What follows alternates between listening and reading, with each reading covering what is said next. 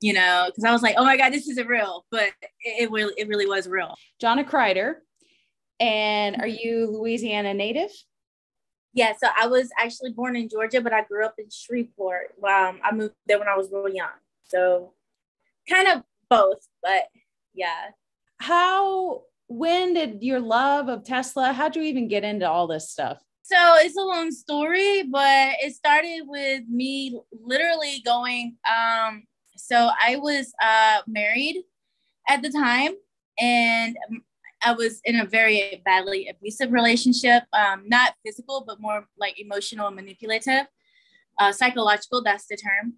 And at the time, he was he actually literally wanted to plan to leave me stranded in a city I didn't know, while he went off to be with like 3 different other women and just leave me with absolutely nothing, kind of just stuck. And I kind of just went through shock of finding that out. And throughout all this, I was doing jewelry, and I still do jewelry. And I wrote this open letter to Elon Musk that, because I stumbled upon his video when his interview of 60 Minutes. So I was like, wow, this dude is really inspiring. He's saying, don't give up, never give up. And I'm just at the breaking point of giving up. And so it just kind of kept me going. And, he wound up seeing that open letter and he shared it, which literally like it helped me a lot because I was homeless. I was staying with different people, and I'd been homeless before as a kid. It's kind of why we moved from Georgia when I was a baby to Louisiana. It's another long story behind that. But my mom was homeless a lot, so I kind of know how to survive. So I just went to Atlanta where I had friends and family, just kind of, just trying to do a little bit of hustling here and there. And when Elon had shared that open letter, it blew up. The jewelry sales came in. I was able to, save money and move back to Louisiana where I had other friends. I could find a job and just literally rebuild my life and kind of just cope with the trauma that I had just went through. Because one minute I was a wife waiting on her husband to come home from work, and the next suddenly I'm homeless, stranded, abandoned, and just, trying to understand. And it was a lot. It was a lot. And the Tesla community really helped me, and so did Elon. Like when he shared that, it introduced me to a whole group of people, and it kind of put me into the Tesla community.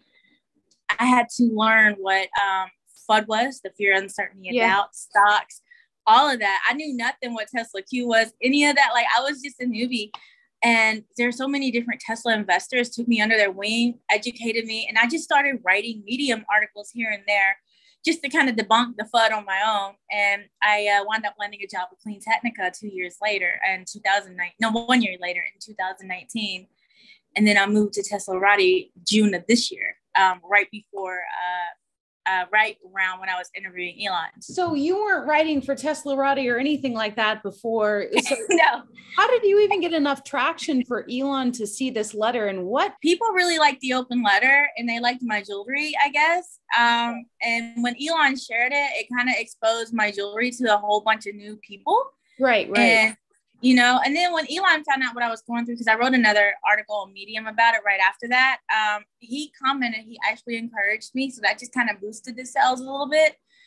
It was at a point where I wanted to take my life, and I did it naturally, but, he was just really genuinely kind to me, a stranger at the time, like a nobody, and it moved me. It changed my life. And I just, I realized this community has given me so much. So I'm going to try to give back in the best way I can.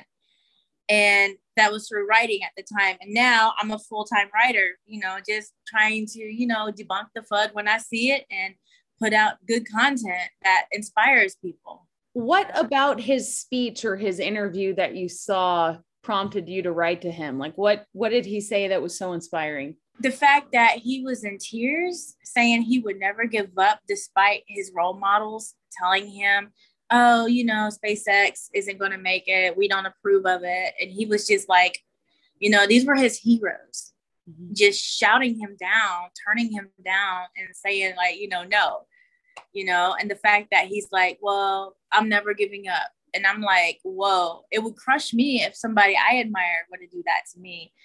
and to me, that takes a lot of strength. And that's what it was. It was that strength, that inner resilience. If he can do it, I can do it. Yeah. I may not be Elon Musk, but if he can do all this, then I can survive what happened to me. Right. And that's what kept. You're in a much better place. Oh yeah, I'm completely in a better place. I'm doing well. I have 2 cats, or actually, I'm owned by 2 cats. Okay. And I am happily, just doing my own thing, and life is good now. And then I listened in your interview. I think a lot of people ask me the same question. Oh, do you have a Tesla? I don't, because I can't afford one yet. And it sounds like you don't actually drive, right? Or do you? I never learned. So my mom, when we moved to Louisiana when I was a kid, her car kind of exploded after we got there. And she said, we're not doing any more cars. So I grew up on the bus system, and it's really bad. It was bad. Like, the buses stopped running like at 4:00 in the afternoon or whatever, on the weekends, and maybe 7 at night on the evenings. Wow. Or the weekday evenings, Monday through Friday.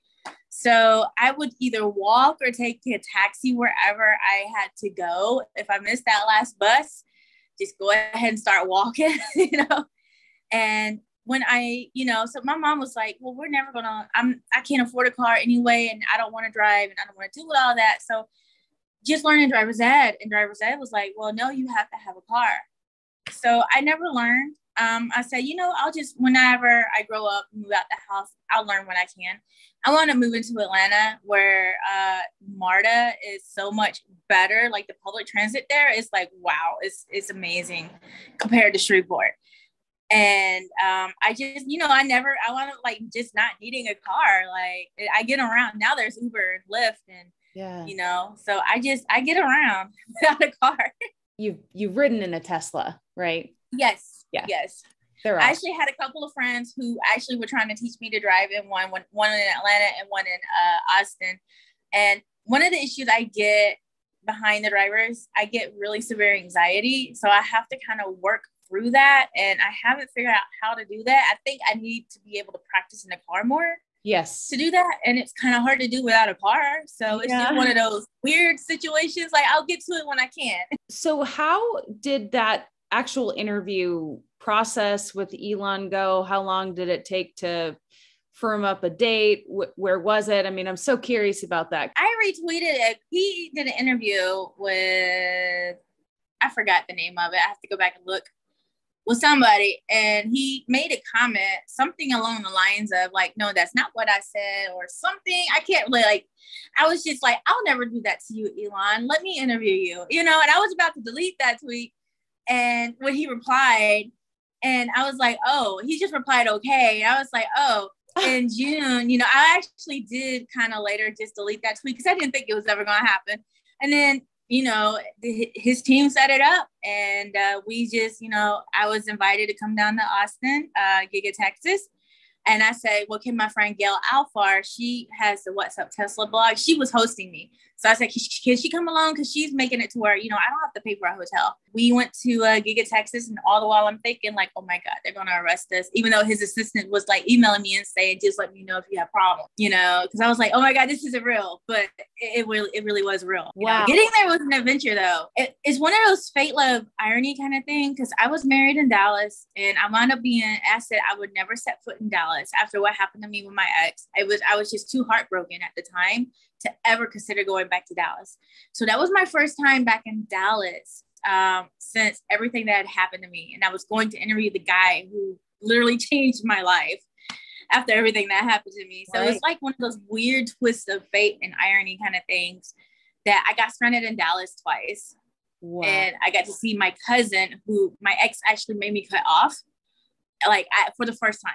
And they didn't even know I was interviewing Elon. I was like, hey, I'm kind of stuck in Dallas. And she's like, well, we haven't seen each other since. Let's see each other. And they're like, yeah, what are you doing here? Oh, I was interviewing Elon. That's insane. The actual interview was in person. Yeah, okay. Actually, we took photos. We took a photo. Yeah. What was he like? When he came in, he was just warm and friendly and just really kind. I was so nervous. I was really nervous. And I even told him, I was like, dude, Elon, I'm a little nervous. And he's like, oh, no worries. Can I get you something to eat? Or are you hungry or something? Like he was trying to like, make us comfortable, which I think was really sweet. Like, who does that? But he radiated just pure warmth and kindness, and it felt like I was in a room with a friend who I've known all my life. It just kind of had that kind of vibe. I'm still kind of processing that I had the interview. You want to say hi? Say hi. Oh, yeah. So yeah, I'm still kind of just like, did it really happen? It feels like kind of unreal, I guess. Yeah. But, he had to go early. So he was, he invited me to come back. So I'm hoping like I'll get to come back because there were some questions I still didn't get to ask him. Right. So I'm hoping, that'll still get to happen. But I mean, hey, if not, no worries. He's like super busy. The fact that he took the time to let me interview him even for an hour was just huge. It was amazing and kind. Where would you like to see your career and your work in the next 5 years? I really haven't thought about that. And part of the reason why is because I've been coming out of survival mode. And when you're in survival mode, you don't think about the next 5 years. You think about, okay, the next 24 hours, the next week, what I'm going to do day to day. So I'm still kind of working on changing my mindset from that. And it's been a really good struggle, but I'm in a good place where I can do that. That's safe. So for 5 years, I can't really fathom, like, I can't really see that far. Right. What I can do is, as long as I'm able to, be inspired and keep inspiring and do something that makes a difference, I'm happy. Right. Right. One of your questions that I feel like no one with your experience has ever been able to really ask him, and you make a very good point, right? He always talks about the population and the declining birth rate. And you're like, dude, like if someone can't even afford their own life and to take care of their own selves, it's really hard to imagine bringing a kid into the world and having to pay for them too. So do you feel like you got an adequate answer from him about that?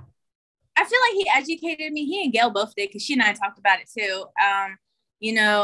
And they're both right in that sense that you do have a lot of people who are struggling and they have kids, whereas you have a lot of people who are in the 1% that don't. Right. So they are right about that. But I have noticed, I've seen, I had friends tell me, we can't afford kids, especially now with inflation. So I think it's kind of like, it's a little bit of both. But I do feel, for me personally, I don't think I'll ever have kids because, one, I don't want to have a child without a partner. And my mom was homeless a lot with me. Like, we were living in a car.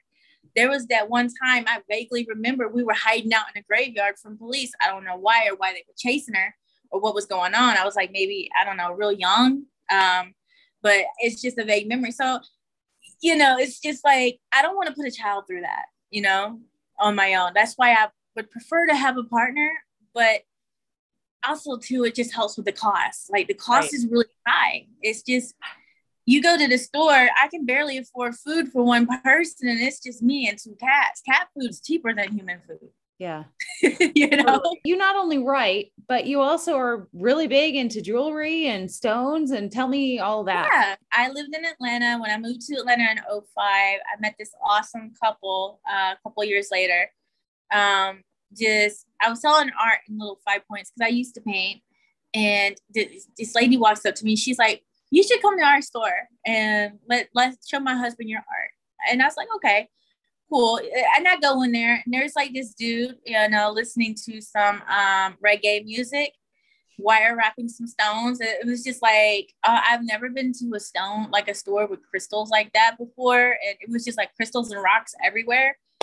And I just started talking with them about art, and he was just like, asking me like, what do you do? Like, do you make? So I was like, I can get online. He's like, do you know how to do websites? I was like, I can learn. And at the time I was, didn't really have much of a job, just trying to sell art and just live. And he's like, well, I can pay you in jewelry. And I was like, okay, not knowing what I was getting into. And it became a really deep friendship, turned into like almost like they became like second parents to me. Yeah. And he told me one day, he's like, I want to teach you everything about wire wrapping. And this is going to be a moneymaker for you. It's going to get you through a lot. Like he literally told me that. And it did. It led me to the Tesla community. So he taught me how to wire wrap. You know, he taught me about the stones. I came in learning about the metaphysical properties of them. And I am a believer in the metaphysical properties, but I don't think it's magic. I think there's like a lot of scientific, you know, stuff behind it.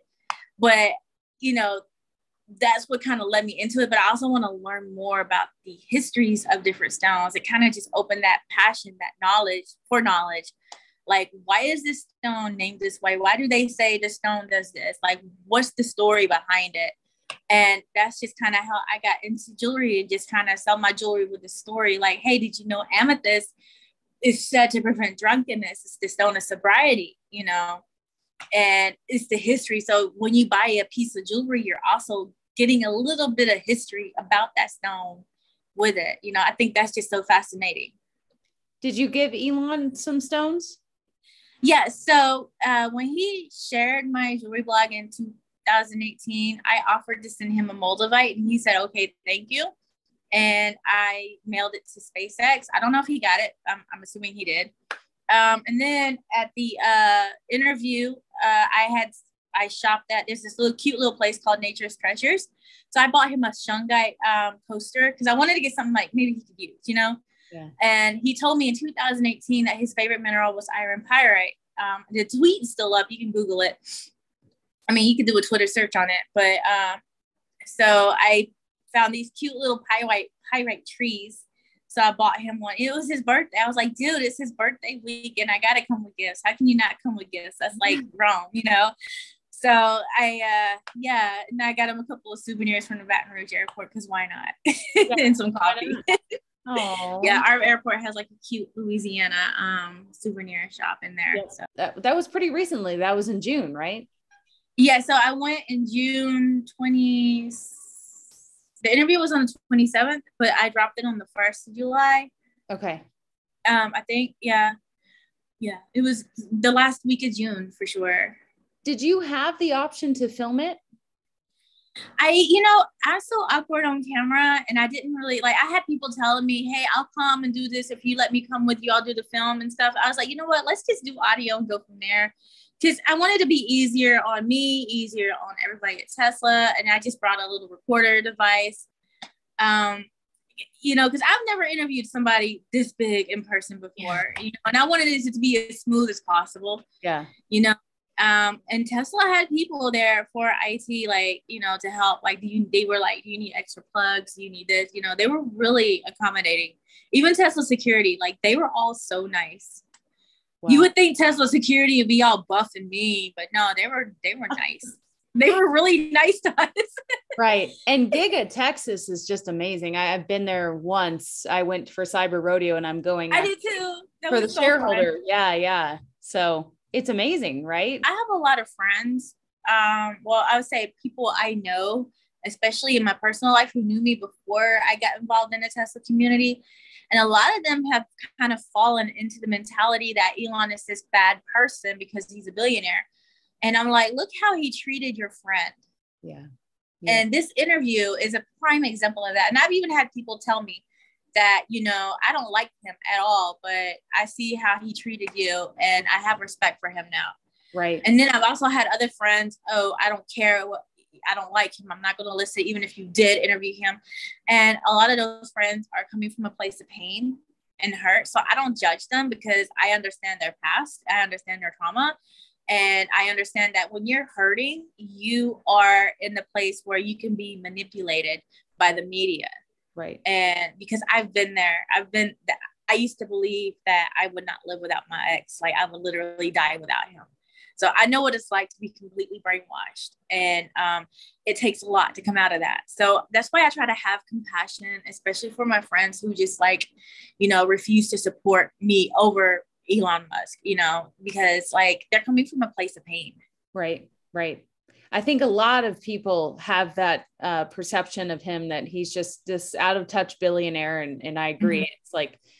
It's he's so different. He's not perfect. But I think that's why.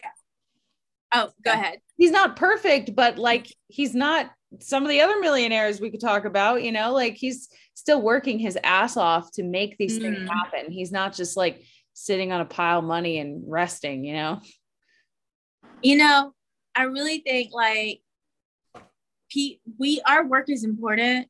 We just got to keep doing what we're doing just to show that side of him, because eventually, when we're all dead and gone, that's what's going to be the future generations. They're going to see our work. They're going to read our articles and watch our videos and listen to our interviews, and they're going to be like, wow, this dude was really awesome.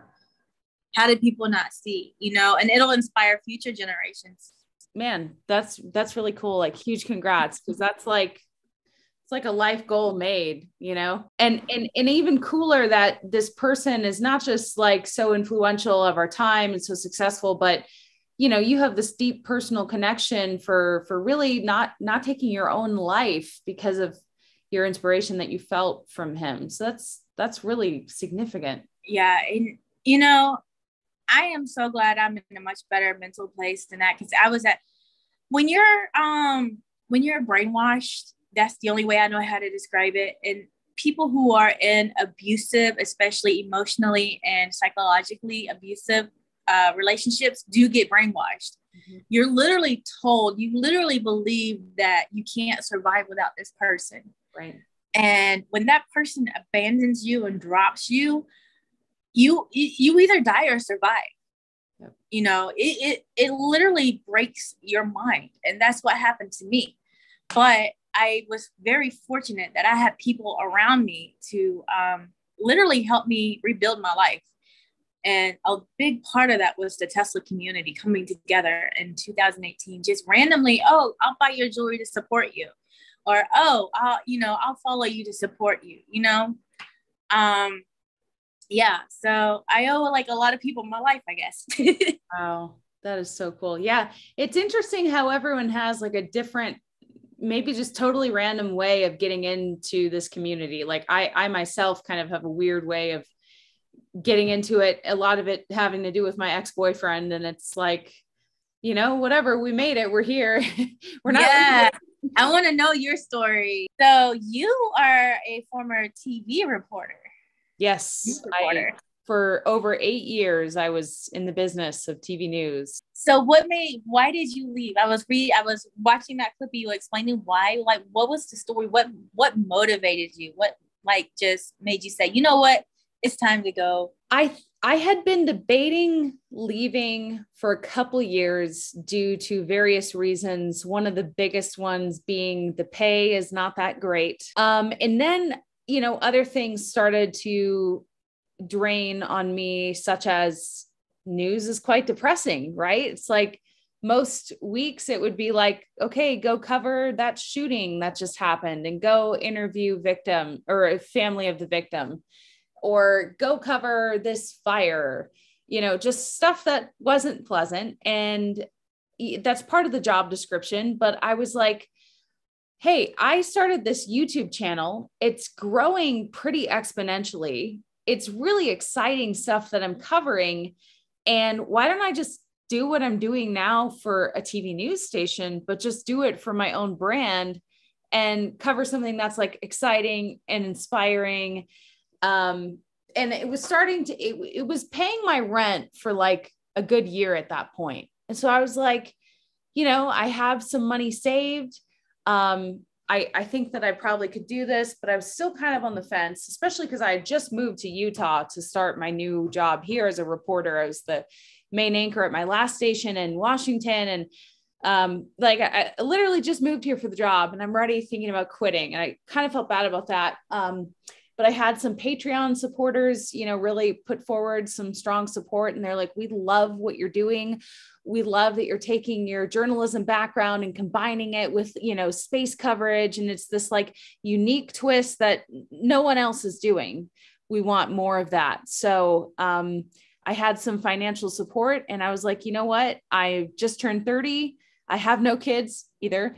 And, so who am I really to let down if it doesn't work out, but I won't know how successful it can be if I don't put my all into it. So I just kind of felt like I had hit this crossroads where I was less satisfied with news, really just, no one hardly watches news anymore. It's like, I tell people I'm a TV news reporter and they're like, oh, that's really cool. But like, I never watch the news, and I was like, well, people are watching on YouTube, and I want my skills to be useful for something that I care about. And so I, like you, didn't know a lot about SpaceX and Tesla prior to covering it. But that's the thing.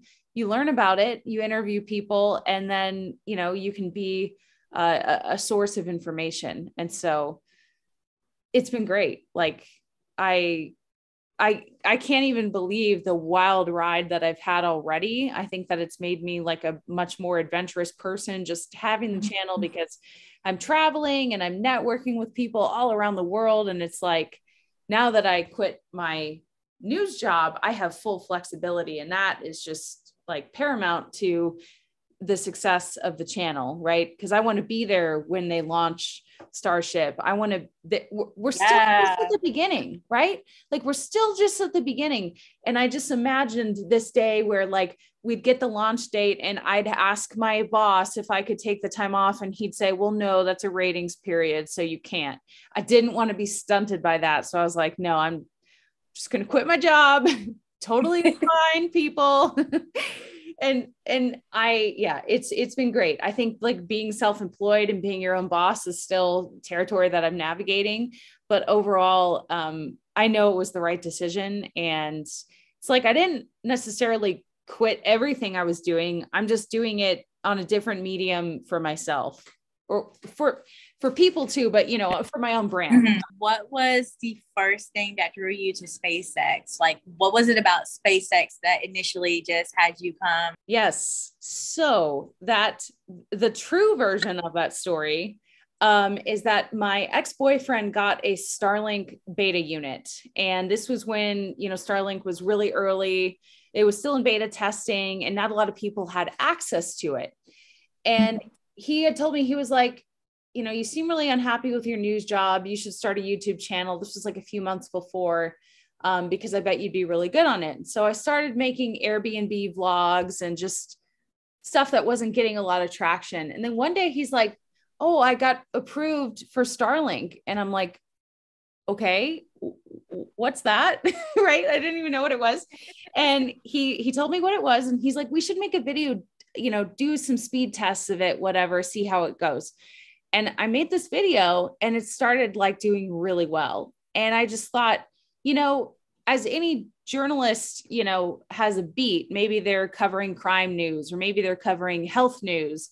I was like, why don't I just make this my beat and I'll cover Starlink news, because there's no channel that's like specifically dedicated to Starlink. There's a lot of SpaceX and there's a lot of Tesla channels, especially Tesla channels, but like there's no one that's like only Starlink. And so after that first video of the speed test did pretty well, I was like, how else can I cover this? Because I'm not going to make 100 videos of me doing a speed test. It's just stupid, right?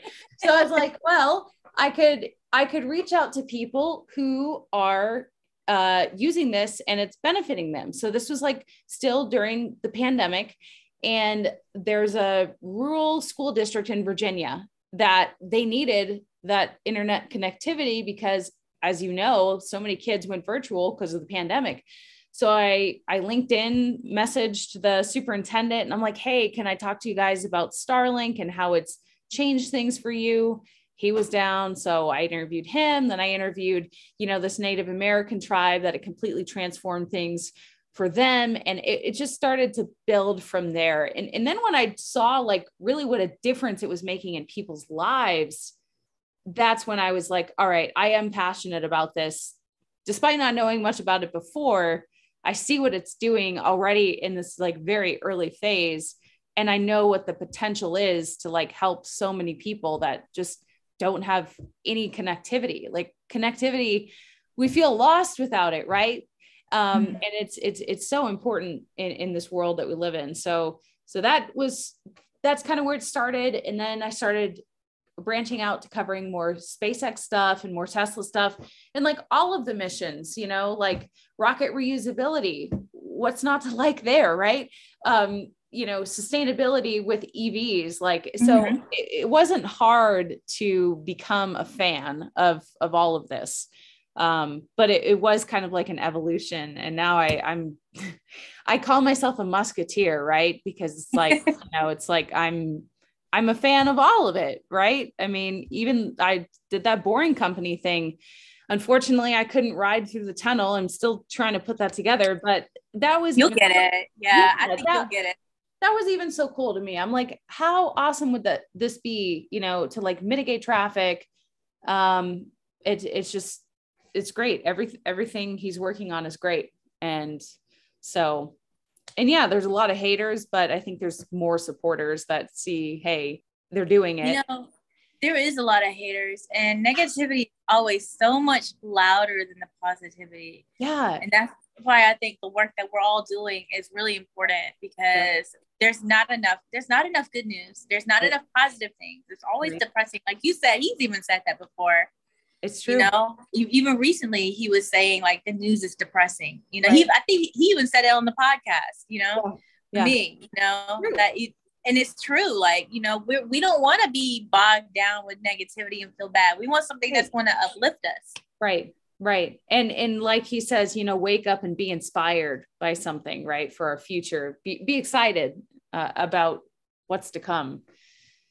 But a lot of work has to happen to get us there. Mm-hmm. I mean, that's another kind of like misconception, is that technology just evolves. It's like, no, it's like takes a lot of blood, sweat, and tears and intentional work, which everyone that works underneath him does a great job of. I mean, those are some of the hardest working people I know. I know a lot of SpaceX employees. I know some Tesla employees, and like, especially the people down at Starbase, dude, like the hours that they're putting in and the sacrifices that they're making for like barely seeing their family to make our future better is like really great. Yeah. Yeah. I can imagine. Yeah. They're doing a lot of good work down there. Yeah. And, not seeing your flaw, it's just me and my two cats, but like, if I had like, kid, I wouldn't be able to fathom not seeing, like, my mom, she's no longer with us. And, I wouldn't be able to fathom, like, if she was still here, not seeing people I would see every day. Right. Yeah. So it is a sacrifice. Yeah. So you told me before that you wanted to interview Elon one day. What would be the number one thing you would want to know? Oh, man. So here's the interesting thing. He's been, people say, ask him new questions, right? Yeah. But he's also been asked like so many questions, that sometimes finding new questions is a bit hard. I think depending on, what month we're in, what I'm interested to hear from him would change. Like right now, I think that with all the Twitter stuff and just this like woke mind virus, I'm very curious to hear like what that means to him in his world, or his own words, and why it's so potentially destructive for humanity. Right. Because some, like, I referred to woke mind virus in one of my videos, and some of my viewers were like, what is that?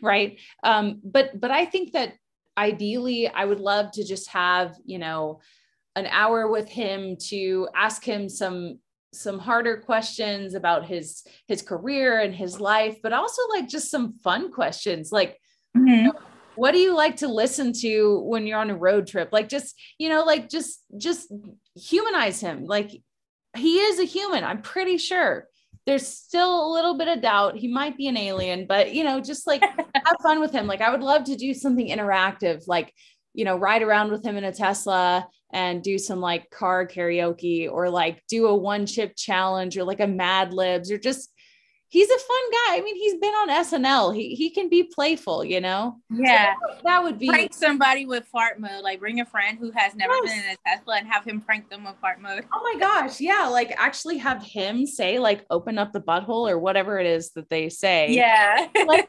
like he's a jokester. So I think that it would be great to like humanize him more, because he has gotten like really negative press lately. And yeah, I don't think there's any like one specific question. It's just like, it'd be cool to spend time with him.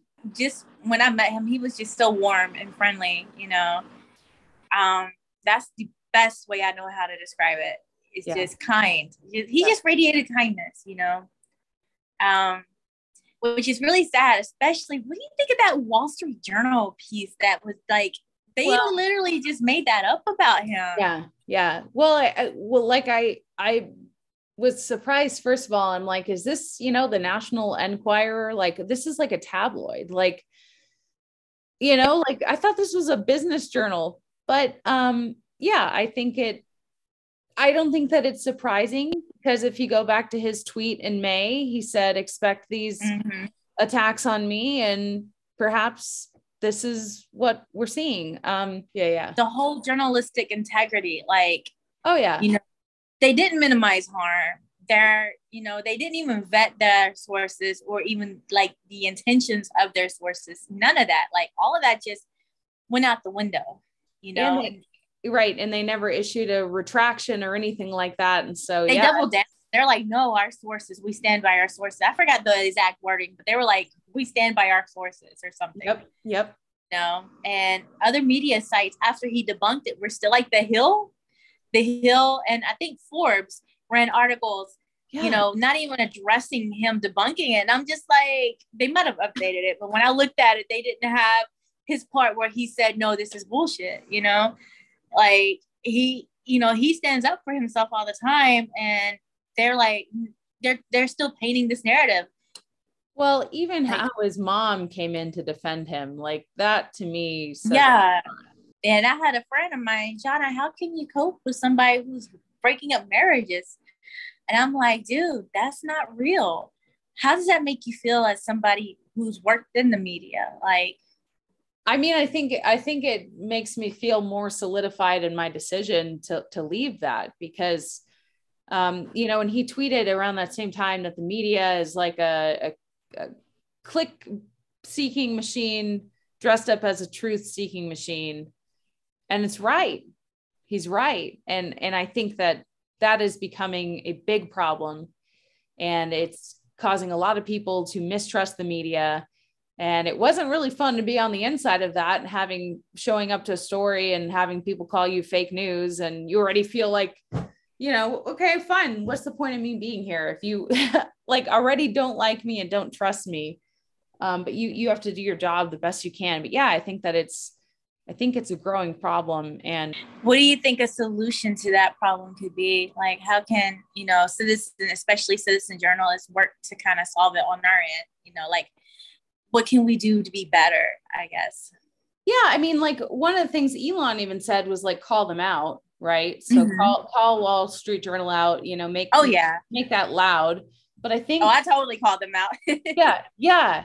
I don't know. It's a hard problem to solve, because, you know, I mean, I think if there were some way to like, filter out that disinformation more, or, you know, if something is completely false, somehow take it down, but that requires some sort of system of regulation. And I'm not sure how that would be implemented if we would want, you know, it's a complicated problem. I don't really know. Yeah. I think it's just like really important. And I'm realizing this more because other people are asking me about it. Like, it is kind of crazy for like this, like TV news anchor to like quit news to cover SpaceX. So I'm like, oh yeah, I guess I did do that.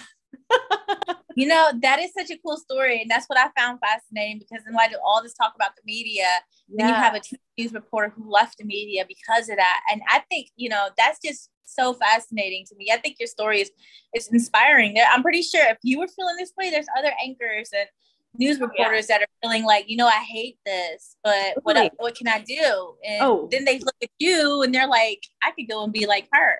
Yep. So many people are quitting.